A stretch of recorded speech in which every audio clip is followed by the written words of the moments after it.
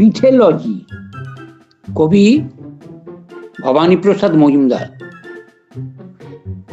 পিঠে নিয়ে রিসার্চ করে পতিত পাবন শেঠ এবছরই পাটনা থেকে পেলেন ডক্টরেট।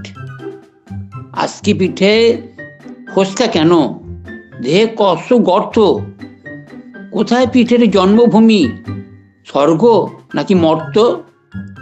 পাটিসাপটা নামটাকে কে করলো আবিষ্কার? কভাজ দিলে ডাইনে বাঁয়ে উঠবে পরিষ্কার। পিঠের দুই ধারেতে দুটোই কেন লেজ?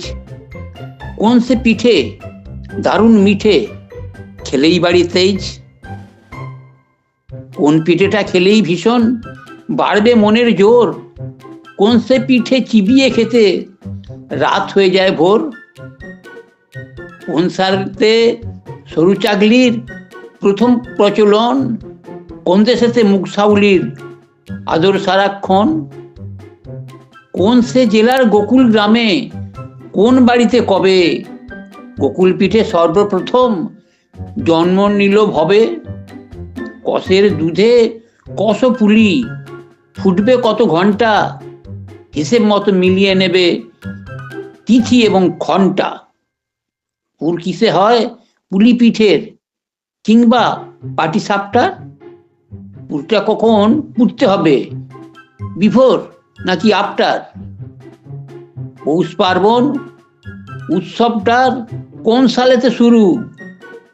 সর্বপ্রথম বাউনি বাঁধেন বিখ্যাত কোন গরু? ভাজা পিঠে শুকনো সরস পিঠের কষ জাত, ঝাল পুলি আর মিষ্টি পুলির মধ্যে কি তফাৎ?